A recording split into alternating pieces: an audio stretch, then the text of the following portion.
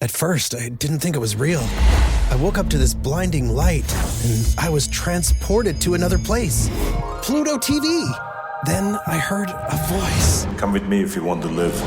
There were thousands of movies and shows, and they were all free. The truth is our secret. It's just so beautiful. On Pluto TV, free streaming of Terminator 2, Fringe, Arrow, The 100, and The X-Files may cause excitement, loss of sleep, and sudden belief in extraterrestrials. No credit cards or alien encounters necessary. Pluto TV. Stream now, pay never. This is an iHeart podcast. Guaranteed human. It's an Olympics you'll never forget. Prime time in Milan. The moments. Chloe Kim with the gold medal flex. The stars. Ilya Malinin. Out of this world. The spectacle from beautiful northern Italy with very special guests every night of the Olympics. Experience the world's biggest show. Prime time in Milan. Tonight, 8/7 Central on NBC and Peacock. The big game commercials are basically must-see TV. This year, Elf Cosmetics went all out with an absurdly funny telenovela called Melissa. It stars Melissa McCarthy, Nicholas Gonzalez, Itati Cantoral, and Elf Glow Reviver Lip Oil. The Elf Glow Reviver Lip Oil is an ultra-glossy tinted lip oil that nourishes, hydrates, and enhances your lips' natural color. Watch the full episode of their new Elf novela on soyunbaño.com. Ever wonder why so many people regain weight after stopping a GLP-1? Up to 40% of the weight lost can come from lean muscle. This weakens the body, slows metabolism, and makes it easier to put the pounds back on, creating a cycle of dependency. Prolon's 5-day fasting-mimicking diet offers a drug-free way to maintain results and support long-term metabolic health. In just 5 days, it activates fasting pathways to burn fat, protect muscle, and rejuvenate cells, all while letting you enjoy real food. Get 15% off plus a $40 bonus gift when you subscribe at prolonlife.com/iHeart. That's prolonlife.com/iHeart.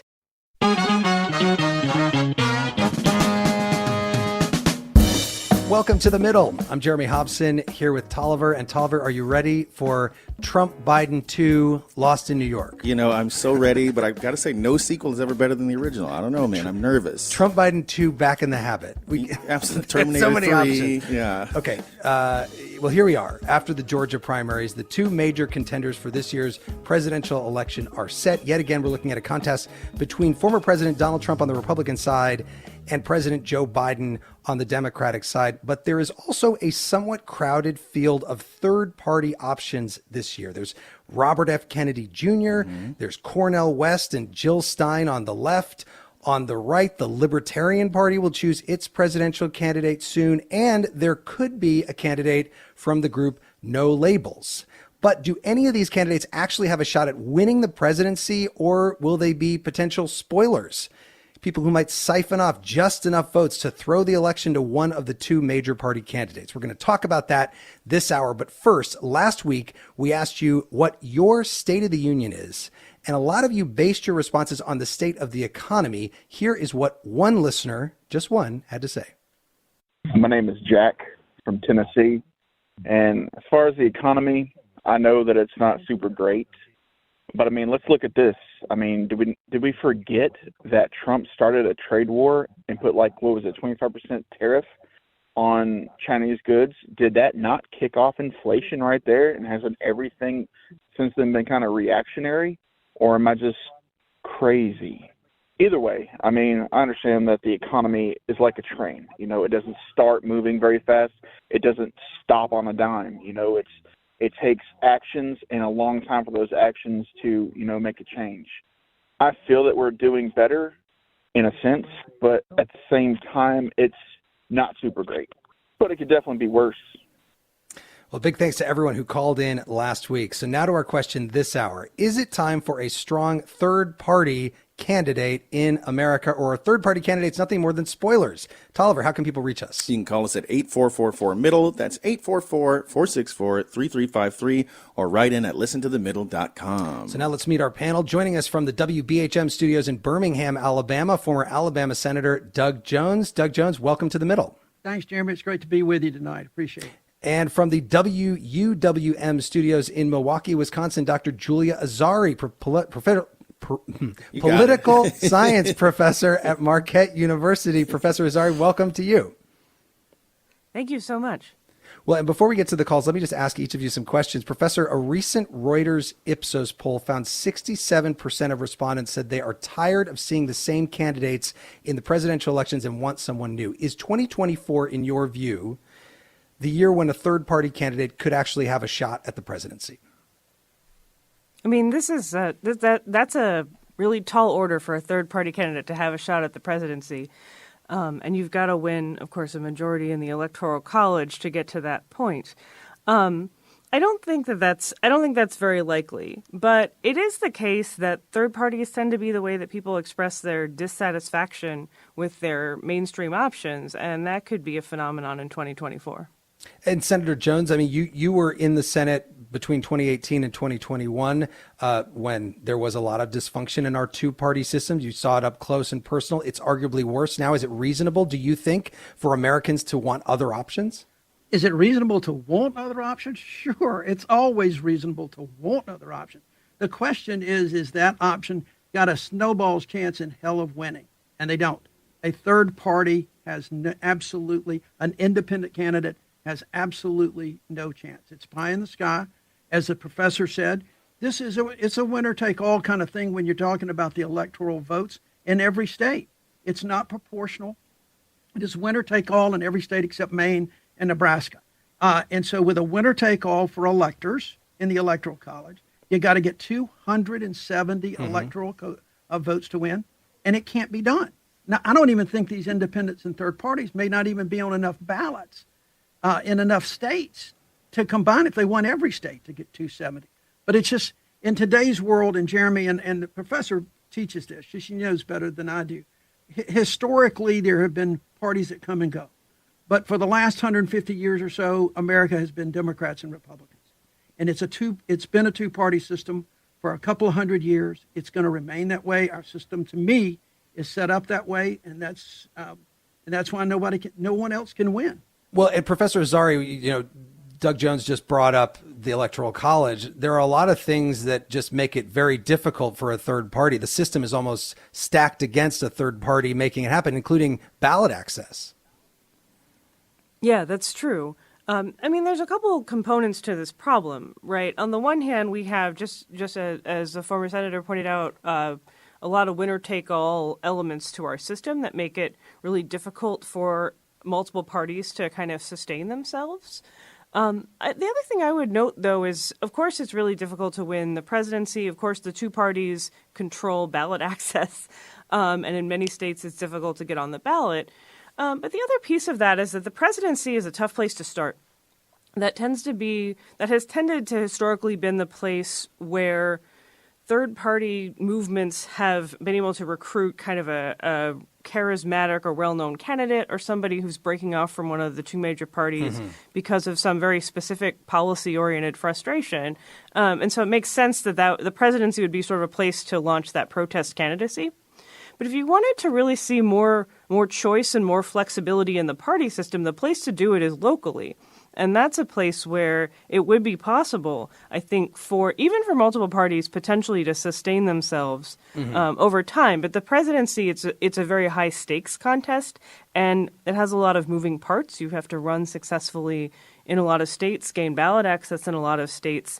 It's just a very difficult kind of campaign to pull off. Let's get to the phones because we've got some calls coming in. Basil is joining us from Houston, Texas. Welcome to the middle. Go ahead. What do you think? I think we desperately need a third candidate right now. It's the only way for this country not to end up like every other great empire, falling apart. I've lived about 20 years of my life in Syria before I came to the United States. Obviously, I left because of the war. And the politics that I'm seeing right now, this rhetoric, politicized rhetoric, is what I saw in the Middle East.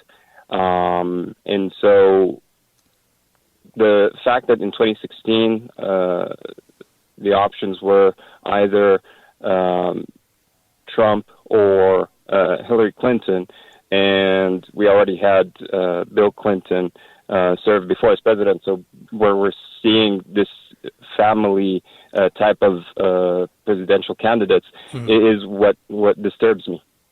And are you worried at all, though, about the idea of a third-party candidate being a spoiler, Basil? Honestly, spoiling what? Because everybody is fed up. Nobody wants Trump versus Biden. Everybody wants somebody new. The fact that we can't get somebody new is what the spoiler is. We already know that it's going to be Trump versus Biden because of the way the system is set up, and whoever wins is going to be a loss for the country, for the people. Nobody wants neither Trump nor Biden. Why can't we get somebody new? Does it have to escalate? Do people have to go riot just to get what they want? Basil, thank you so much for that call. Let me take that to Senator Jones. Well, I disagree with him on the very front end with nobody wants somebody. I mean, Joe Biden had an incredible support among Democrats. You know, all of these polls that people hear, Jeremy, are saying, would you consider a third party? Would you consider, I'm not real happy with, are you really happy with these folks? Well, okay, I'll give them that. Joe Biden is not the young, spry self that he used to be when I first met him 40-something years ago.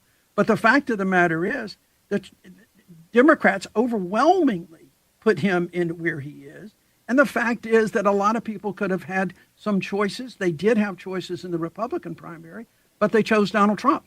There were any number of people that they could have come out to vote for, and they didn't. So I understand how people feel. I get that. But at the end of the day, I think that people will gravitate back toward their respective positions. And maybe the country does want somebody new, but that's not going to be this year. And that's the hand we're dealt. And I don't think any third party, including Basil was concerned about the family. We've got a Kennedy in there. They've just been as much as anybody. This is not going to be the year. What do you think, Professor? And by the way, speaking of the Kennedy in there, Robert F. Kennedy, he's polling in some places, 15% of the polls, and many people think that's just because of his name recognition. That's probably true. I think name recognition is a big part of it, and that actually speaks to some of the dynamics that the caller is talking about here, about having political families, about the fact that even if, and I actually agree with Senator Jones that Biden and Trump are both pretty popular among the partisans of their respective parties. And I know that that's not the typical narrative that we hear, but I've sort of looked into these polls, and that's pretty much the case. That they're doing well. They're doing well in their primaries among Democrats for Biden and Republicans for Trump. They are, yeah. And also if you look at their approval and favorability within their party. So, yeah, but, nevertheless, right, why wasn't there more contestation? Why isn't it easier to contest an incumbent president?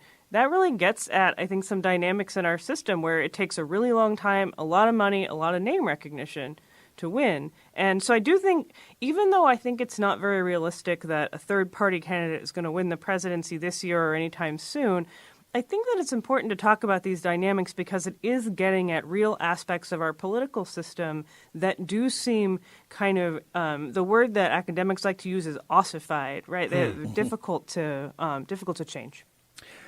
Tolliver, if you look back over the last 100 years, there have been 3 somewhat successful third-party candidates, most recently back in 1992. Yeah, in 92, Ross Perot ran for the presidency. He ran again in 96 as an independent candidate, and here he is addressing a crowd of supporters during his 96 campaign. Do you want a government that comes at you from Washington, or do you want a government that comes from you? Okay. Who do the people in Washington work for? Who pays their salaries? I couldn't really tell what they were saying. It's just like I know it's a little hard to hear the response from the crowd. Perot got almost 20% of the popular vote in 1992, meaning Bill Clinton was able to win the presidency with just 43% of the popular vote. Wow. And that was in 1992. It feels like it was just yesterday. I was 6. Well, we will be right back with more of The Middle in a moment. It's an Olympics you'll never forget. Prime time in Milan. The moments. Chloe Kim with the gold medal flex. The stars. Ilya Malinin. Out of this world. The spectacle from beautiful northern Italy. with very special guests every night of the Olympics. Experience the world's biggest show. Prime time in Milan, tonight 8/7 Central on NBC and Peacock. Welcome to the A Building. I'm Hans Charles. I'm Menelik Lumumba. It's 1969. Malcolm X and Martin Luther King Jr. had both been assassinated, and Black America was at a breaking point. Rioting and protests broke out on an unprecedented scale. In Atlanta, Georgia, at Martin's alma mater, Morehouse College, the students had their own protest. It featured two prominent figures in Black history, Martin Luther King Sr. and a young student, Samuel L. Jackson. To be in what we really thought was a revolution. I mean, people were dying. 1968, the murder of Dr. King, which traumatized everyone. The FBI had a role in the murder of a Black Panther leader in Chicago. This story is about protest. It echoes in today's world far more than it should, and it will blow your mind. Listen to the A Building on the iHeartRadio app, Apple Podcasts, or wherever you get your podcasts. This is Ryder Strong, and I have a new podcast called The Red Weather. It was many and many a year ago in a kingdom by the sea. In 1995, my neighbor, Anna Trainer, disappeared from a commune. It was hard to wrap your head around. It was nature and trees and praying and drugs. So no, I am not your guru. And back then, I lied to my parents, I lied to police, I lied to everybody. There were years, Ryder, where I could not say your name. I've decided to go back to my hometown in Northern California, interview my friends, family, talk to police, journalists, whomever I can, to try to find out what actually happened. Isn't it a little bit weird that they obsess over hippies in the woods and not the obvious boyfriend? They have had this case for 30 years. I'll teach you sons of to come around here and my wife. Boom, boom. This is The Red Weather. Listen to The Red Weather on the iHeartRadio app, Apple Podcasts, or wherever you get your podcasts. This is The Middle. I'm Jeremy Hobson. If you're just tuning in, The Middle is a national call-in show. We're focused on elevating voices from the middle, geographically, politically, and philosophically, or maybe you just want to meet in the middle. This hour, we're asking, is it time for a strong third-party option in American politics, or are third parties just spoilers? You can call us with your thoughts at 844-4MIDDLE. That's 844-464-3353. You can also write to us at listentothemiddle.com or on social media. I'm joined by former Alabama Senator Doug Jones, a Democrat, and political scientist Julia Azari at Marquette University, and the phones are lighting up. So let's go to Robert, who is outside Greensboro, North Carolina. Robert, welcome to The Middle. Go ahead. Hey there. I just wanted to say thank you so much for this show. When I heard the promo earlier, I got really psyched and I actually canceled my plans Wow. to listen. But I've I've been an independent my whole life, and I've wanted mainstream third party forever. And all I was going to say is I think the things that it's going to take, in my opinion, is media. You guys are the first media pretty much that I've heard, like No Labels, announced they're going to, they made their big decision. They're going to run a candidate, and it barely made the news. I told my mom, she watches TV all the time, and she'd never even heard of No Labels, which is pretty crazy, the lack of media coverage. But they haven't found a candidate yet. To be clear, they have not found a candidate for No Labels yet, somebody who will agree to run on that ticket. Right. But they did announce that 100% for sure that they are going to put forth candidates. And what I understand, I could be wrong, but within the next 2 weeks that they're going to announce both a president and vice president together is the way I understand it. But just real quick, lastly, I just wanted to say it's going to take independents. We outnumber Democrats and Republicans, though, the media never tells you that. But we have to coalesce around the candidates. If we have a splinter group that wants Nikki Haley, a splinter group that wants Robert Kennedy, obviously it's not going to work. My question to you guys is, how does No Labels or anybody else at this point make sure that they're on every state ballot this year? Because I know the mainstream parties are going to be fighting that. Robert, thank you for that call. I'm going to take that to the professor because it gets to the issue of ballot access. I mean, No Labels, I think right now is on something like 13 ballots. Not a lot of swing states in there either. But how do they get on ballots if they want to be on ballots and if they actually get a candidate at some point? That's going to be a different answer in 50 different states, actually 51 with the District of Columbia. And I don't know the ballot access rules off the top of my head in all 51. So there will be some states where they are and some where they aren't, and it's pretty late in the game. So that's if they don't have it in the works. I mean, this is one of the challenges of gaining access as a minor party, is you have to navigate all those different rules. And it's true that the major parties in some states will have made that ballot access difficult, not everywhere. Let's go to Lori in Boulder, Colorado. Lori, welcome to the middle. Go ahead. Thank you.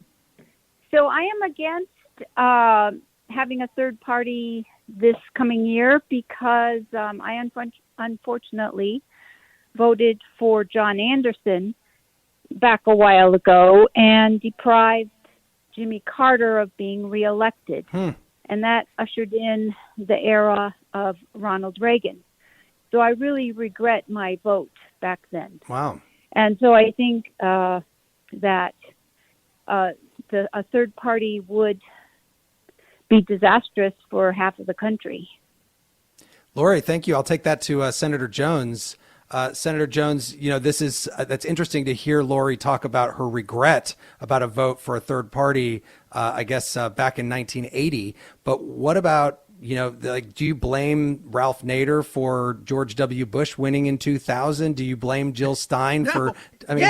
Yes, absolutely. You do. Both of those. Absolutely. You look at the number of votes that Nader drew from. He drew from Al Gore. Al Gore barely lost the presidency just because of the state of Florida. And I think Nader got over 500,000 votes. And Gore lost by a handful. The same is true in 2016. And I've got those numbers, Jeremy. I mean, you look at the 6 swing states in 2016, Donald Trump carried all of them by very small percentages. And the third party vote in those states, and Jill Stein, but also Gary Johnson, if you remember correctly, was anywhere from 3.5% to 5% in each of those 6 states. In 2020, that vote was down to less than 1.5 points. Much fewer third-party votes, and Joe Biden won all of those 6 states. Professor, this is your trusty DJ Tolliver. So we're talking about enthusiasm a lot this election, or lack thereof. Is there any evidence to show that if voting was compulsory, that a third-party candidate will be more likely to be elected? I don't know of any. It's possible if we had compulsory voting that the parties would look a lot different. But the thing that really drives the two-party system is the winner-take-all electoral system. So, it's possible that we would have more movement in the parties, that the parties would be really different from decade to decade, or just they would be more representative of the concerns of young people or of other groups of people that don't vote at higher rates. But it's really it's to give the boring political science answer. It really is the structure that drives the two-party problem or the two-party phenomenon. Let's go to Harry in Missouri City, Texas, a place I have not heard of. But welcome, Harry, to the middle, and let us know, what do you think about a third party? Hello. Yeah, I've called the show before. I talked about Donald Trump being elected again when you had a show on Donald Trump about 3 weeks ago. Okay. But I think there should be ranked choice. I think there should be ranked choice voting. I think Congress, I think the Senate and the House need to at some point look at getting a strong third party on the ballot.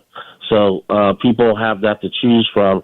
Because me, I'm an independent now. I used to vote Democrat, but I don't like Joe Biden's handling of Gaza with Israel and the Judean people, and I don't like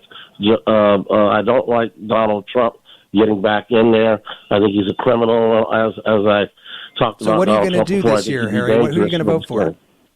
I'm voting for Dr. Cornel West. I already voted for him in the primary because even though I live in Missouri City, Texas, I'm still registered in California. So I voted on my absentee ballot and wrote in Dr. Cornel West.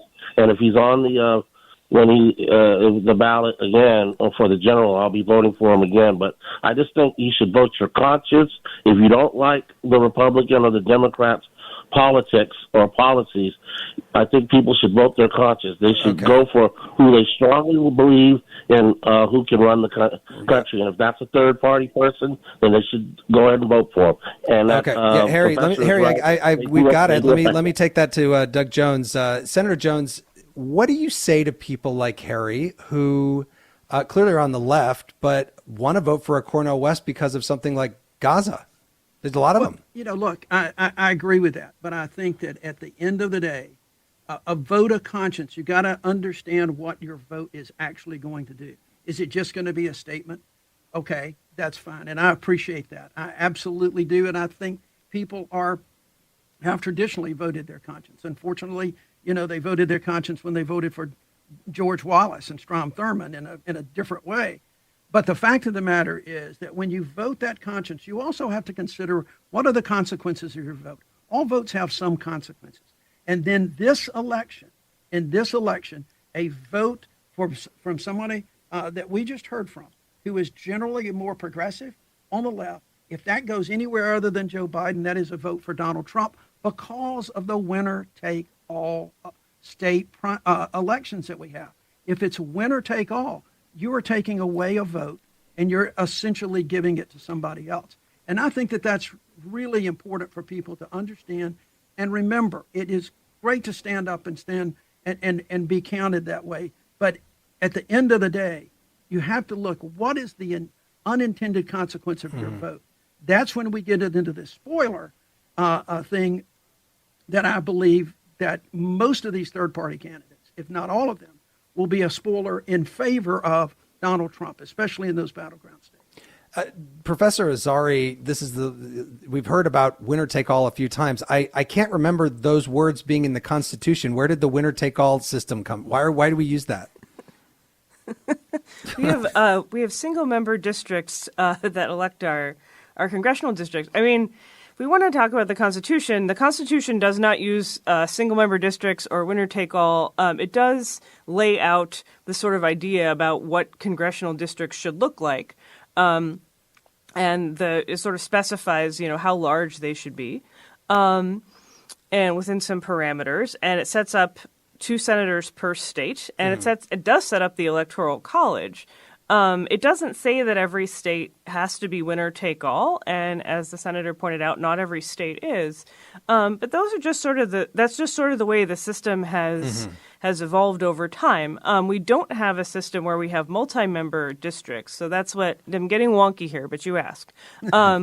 So some countries have a system where you might have a district. Like, say, where I'm at in the state of Wisconsin, you've got 8 congressional seats, and so the party that gets some percentage of the vote gets 60% of the vote, gets 60% of the seats.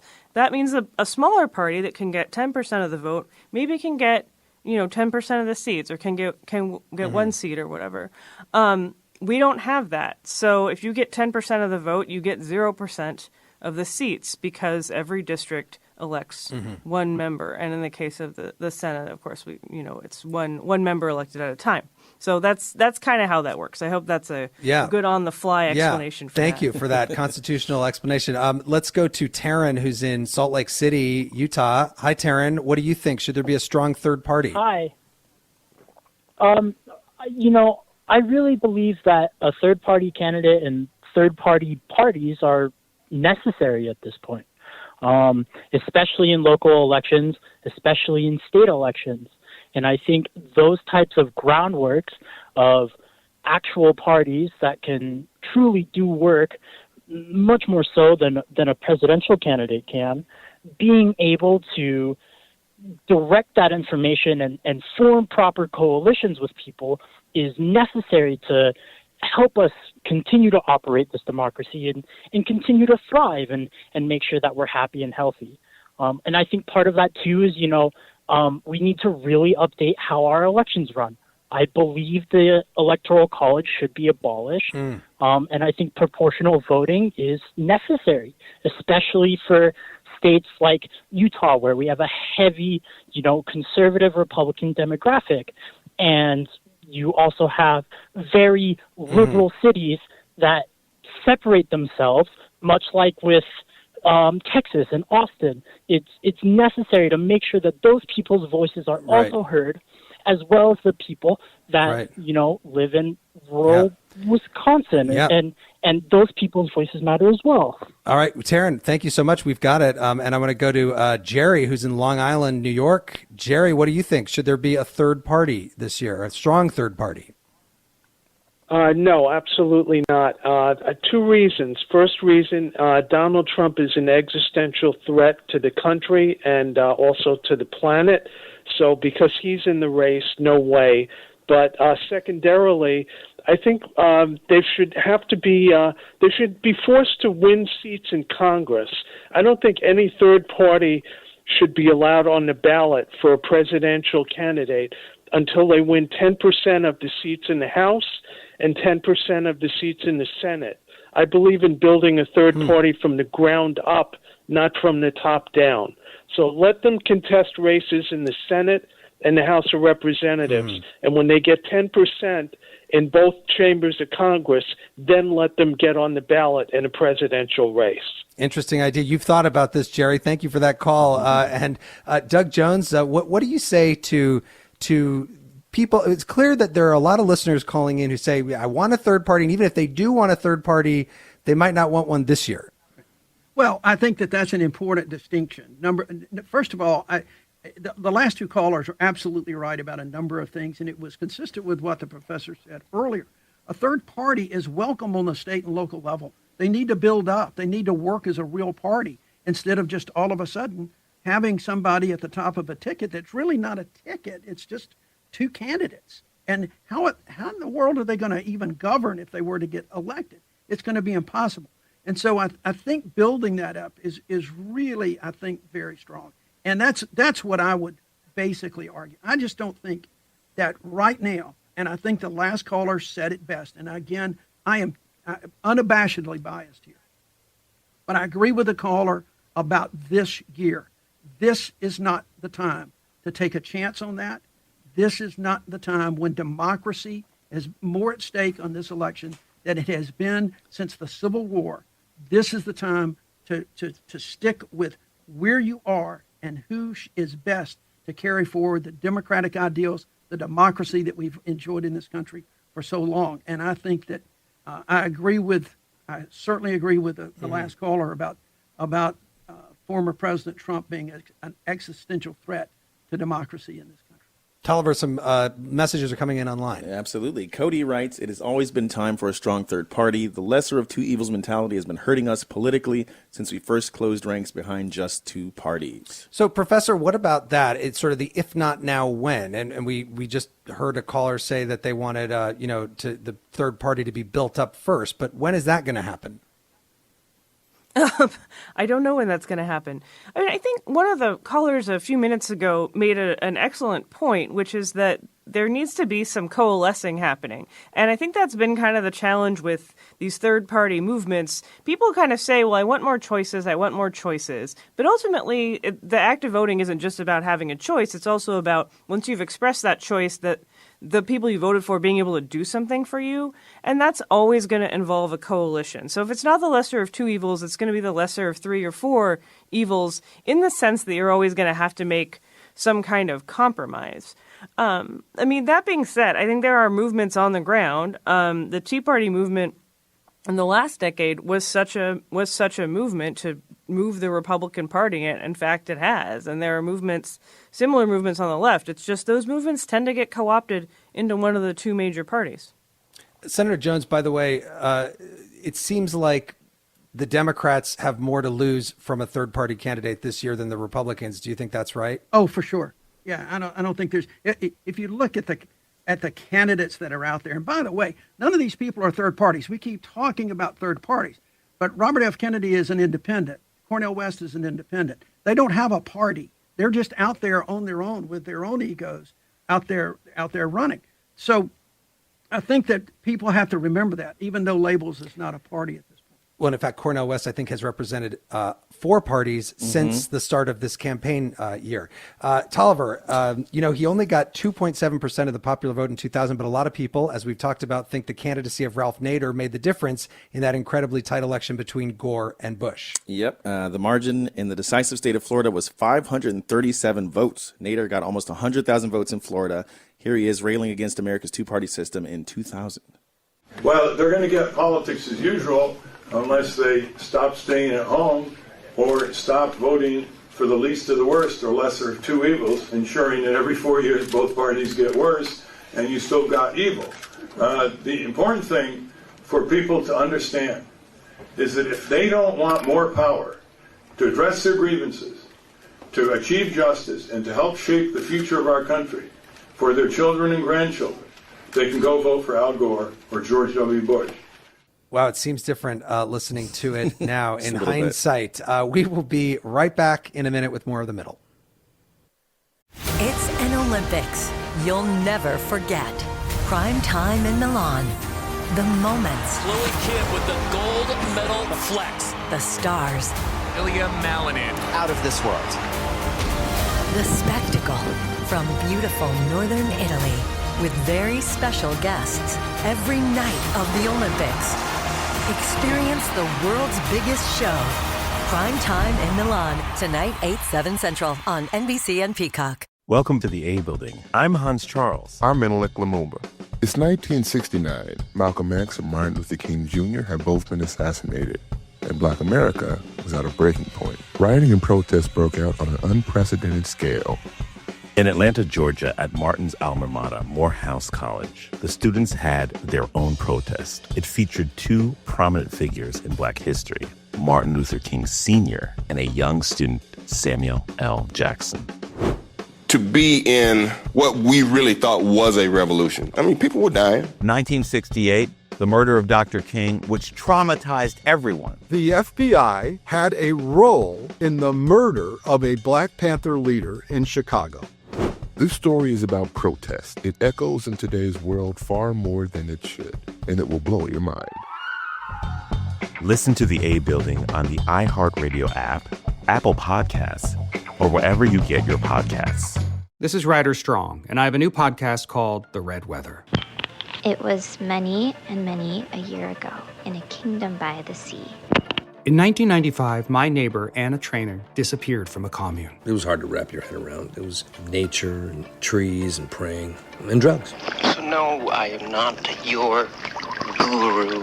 And back then, I lied to my parents, I lied to police, I lied to everybody. There were years, Ryder, where I could not say your name. I've decided to go back to my hometown in Northern California, interview my friends, family, talk to police, journalists, whomever I can, to try to find out what actually happened. Isn't it a little bit weird that they obsess over hippies in the woods and not the obvious boyfriend? They have had this case for 30 years. I'll teach you sons of to come around here and my wife.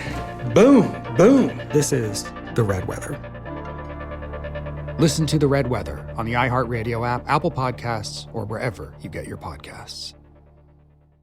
This is The Middle. I'm Jeremy Hobson. If you're just joining us, we are asking you if it is time for a strong, viable third-party option in American politics. You can call us at 844-4MIDDLE. That's 844-464-3353. You can also reach out to us at listentothemiddle.com. Our guests are former Alabama Senator Doug Jones and political scientist Julia Azari at Marquette University. And let's go to the phones and Noah, who is in Las Vegas, Nevada. Noah, what do you think about a third party this year? Hey, Jeremy. I'm inclined to agree with a lot of the people who are saying it's time, because it is. We do need some additional choices.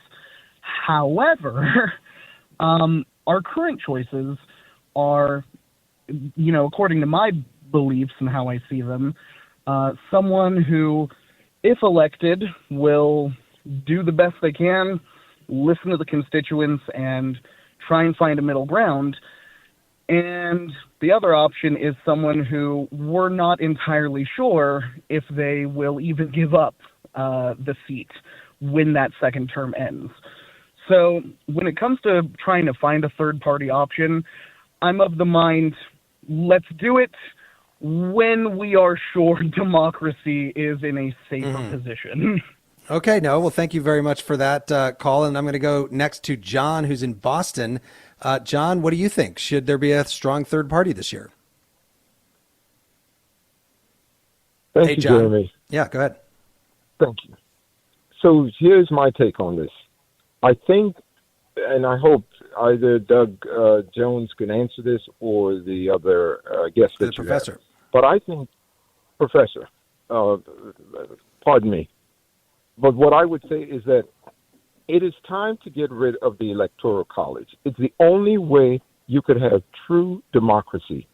This is the only civilized nation that we know that you can win the most popular vote and you still can't be the president. It just doesn't make sense. And if anyone votes just to get back at Joe Biden because of the war, it's a win for Donald Trump. It's a vote for Donald Trump. And if you're talking about not getting somebody back into the White House who, if any one of us were charged with one of or even alleged to have done one of the things he's done, we wouldn't be able to run for an office. So why it is we want to put someone back in the office in that position. So I think the true democracy is it is time to get rid of the Electoral College. John, thank you. Professor Azari, I've said before that we are going to do a show about the Electoral College. I didn't think it would be this one, but it's definitely coming up a lot. Yeah, I mean, it does. It's definitely an obstacle to a third-party system, although if you look around the world at other presidential systems that have multiple parties, that has its own instability, even when you don't have that intermediary step of the Electoral College. You're then looking at presidents who may have been elected with 30% of the vote. So you're looking at a president who doesn't command an electoral majority, and that can make it challenging for any number of reasons.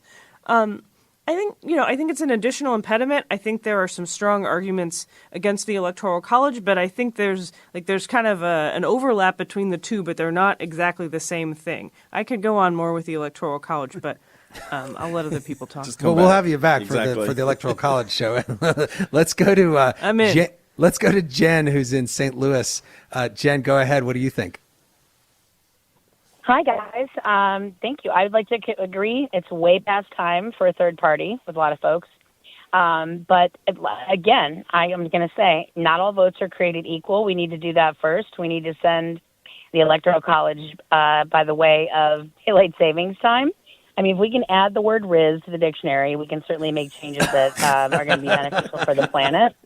But as far as a third party, everybody's saying, like, we need a third party. It's not a new thing. Yes, we have needed something else, right, to choose from. But it's not going to be a third party like the ones I've been seeing cropping up that are all about sunshine and rainbows on their platform, but no specific plans for doing those things. So that's for starters. And second of all, would please no one who does not want Trump elected vote in a third-party fashion or a not blue fashion in battleground states or questionable states, because that's going to turn things. If we want to show support on a nationwide level for a viable third party and a great platform that people can meet in the middle on, it is going to have to start locally, and it's definitely not going to be in the battleground states. Yeah. It could happen in a red state. All the people that want a third party could vote that way. You can register in any state you want to, Right. as long as you live there and own property or whatever. I mean, let's show that there's support for one by electing Yeah. third-party candidates locally. I mean, watch Designated Survivor. Jen, thank you for that call. Senator Jones, your thoughts? No, she's absolutely correct. I mean, look, I don't think anybody should disfavor third parties or even independents across the board when it comes to state and local politics. I think that kind of encourages things. But even if you were to do away with the Electoral College, third parties and independent candidates could still be spoilers unless you have a runoff. And I'm not sure we want a runoff for that. I want to go back real quick, Jeremy. Yeah. Y'all mentioned and talked about Ross Perot. I think Ross Perot is a great example where people seem so frustrated with candidates now. And folks forget in 1992, in the summer, In the summer, not March, where we are now, Ross Perot actually led in the polling against an incumbent president, George H.W. Bush, and Bill Clinton, who was the Democratic nominee. He had like 36, 37% of the vote, led all polling. He ends up getting less than 20% of the vote and no electoral votes. That's just the basic facts of history, and it's why the two-party system it has evolved from the Electoral College. I really believe it was that chicken and the egg, that the two parties evolved from the Electoral College as much as anything. Well, Professor Azari, I assume it wasn't just Admiral Stockdale's performance in the debate that led to that. So, why do you think Perot was doing so well in the polls and then couldn't make it happen? I think there's two basic reasons for that. One is something that many of our callers have laid out again and again, which is that when the campaign kicks up and push comes to shove, most people who are going to turn out to vote prefer one of the two major party candidates over the other.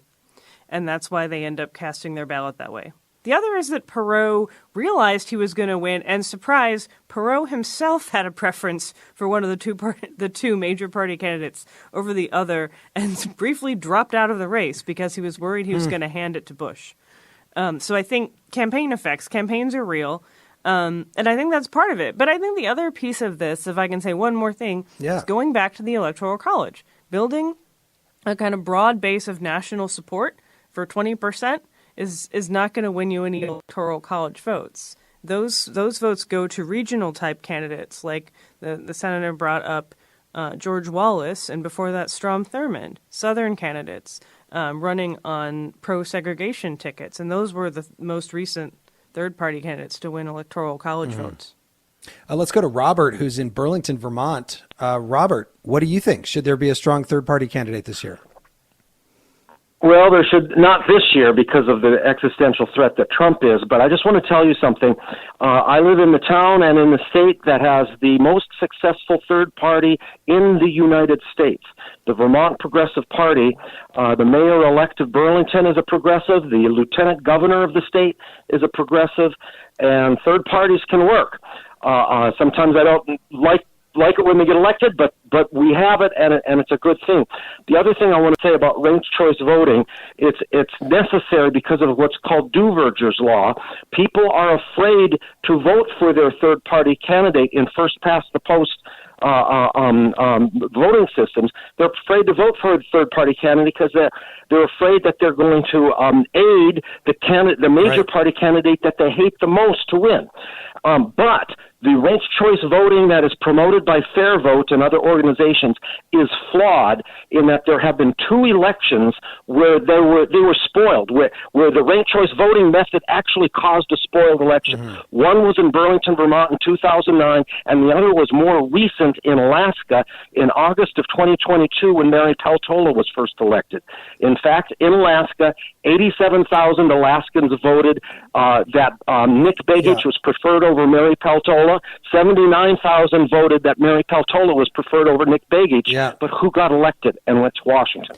Robert, thank you for that. Doug Jones, let me ask you about ranked choice voting. I wonder, would ranked choice voting, do you think, be a good idea? And do you think that it would make it so that the third party candidate wouldn't be a spoiler because if they didn't win, their votes would go to the person's second choice there?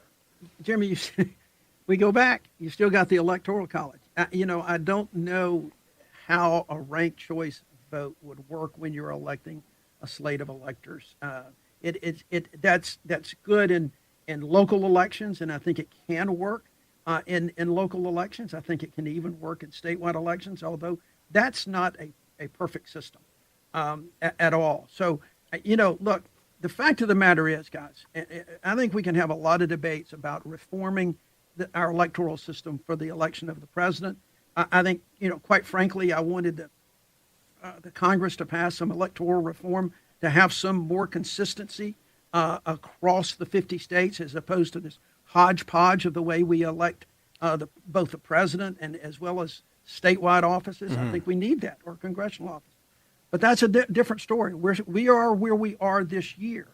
And this year, I think, is not the year to experiment or to stand on a principle that will end up aiding someone else that you really don't want to see president of the United States. Let's go to a swing state. I mean, we've heard from a number of swing states this hour, but let's go to Niall, who is in Grand Rapids, Michigan. Niall, what do you think? I think it's a good year for a third party. We've had a number of poor candidates now offered to us by the two parties, and everyone always suggests, well, this isn't the right year. Well, of course, everyone will keep saying that, and it won't change, and certainly anyone that has a tie to the Republican or Democratic Party is going to offer that up. But we have a history of being offered poor candidates, and it's time to change it. I think it's also the right year to change it because we do have a candidate that would be horrible if he won, Trump. But there's also a lot of Republicans that don't want Trump, but they're not interested at all in voting for Biden or the Democrats. And I think this is 1 year when you could finally say, okay, folks, if this party could, no labels or someone could get organized enough, find the two proper people to go on it. Don't be just loaded with current or former senators, governors, House of Representatives people, so it looks like just another group of the Washington folks lining up to tell us what to do. But are you going to be voting? Are you going to be voting, Niall, for a third party this year? Yes, so I tell you, I did that, and not a third party. You just have to pick your own person. For example, in 2016, I did not like either candidate and wrote in a name. When I asked my brother what he was doing, he wrote in a name. I'm saying there's a lot of that potential again this year, and I think this is a great year for a third party to grab approximately 35% of the vote, and that's all you're going to need because Trump and Biden will each carry about their 30%.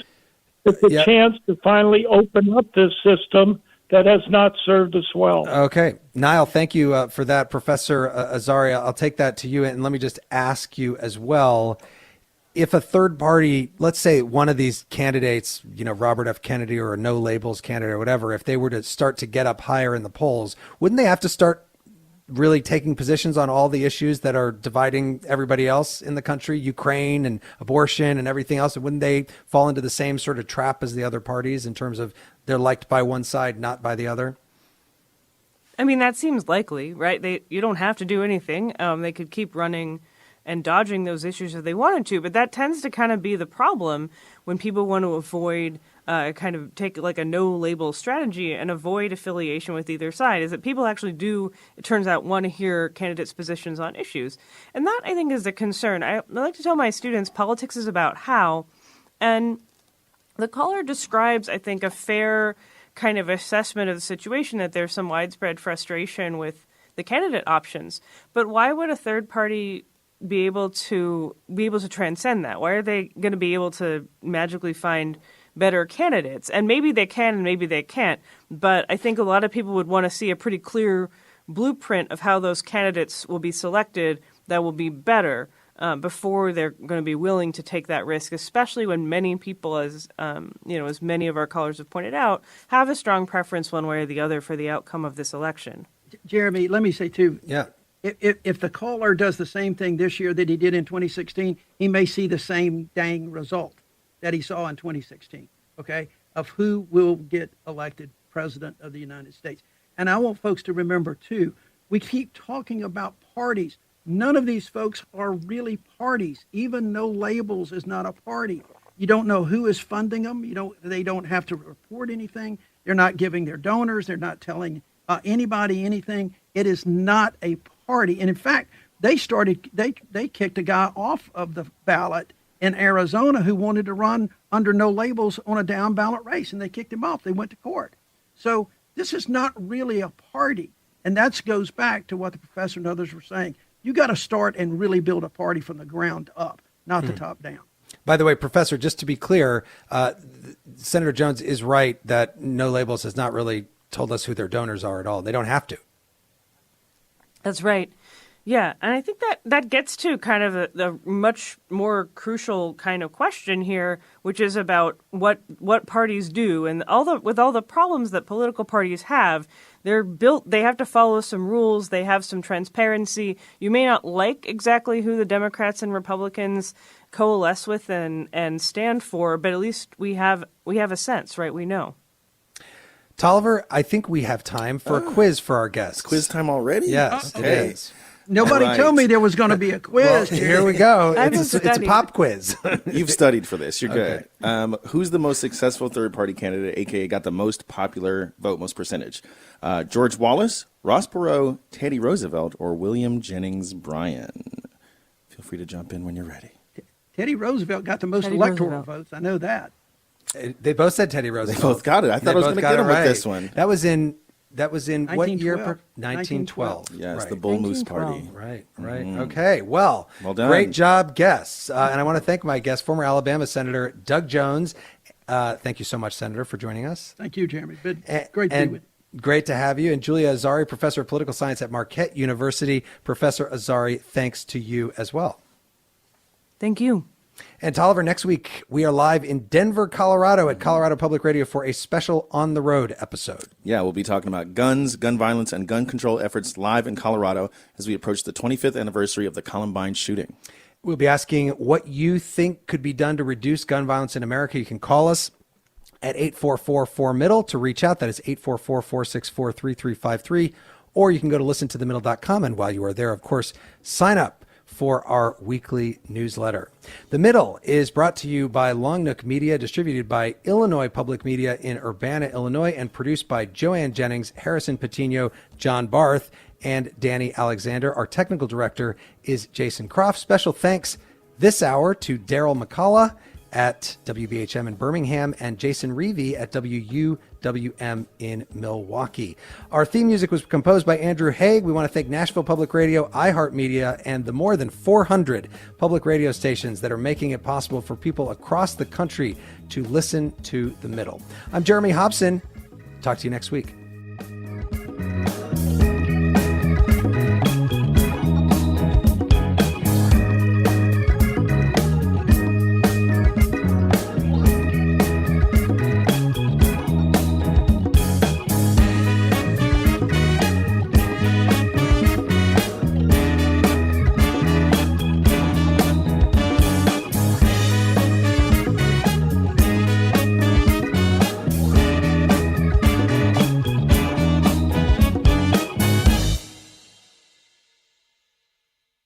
Over the last couple years, didn't we learn that the folding chair was invented by Black people because of what happened in Alabama? The Montgomery Brawl. This Black History Month, the podcast Selective Ignorance with Mandy B unpacks Black history and culture with comedy, clarity, and conversations that shake the status quo. The Crown Act in New York was signed in July of 2019, and that is a bill that was passed to prohibit discrimination based on hairstyles associated with race. To hear this and more, listen to Selective Ignorance with Mandy B from the Black Effect Podcast Network on the iHeartRadio app, Apple Podcasts, or wherever you get your podcasts.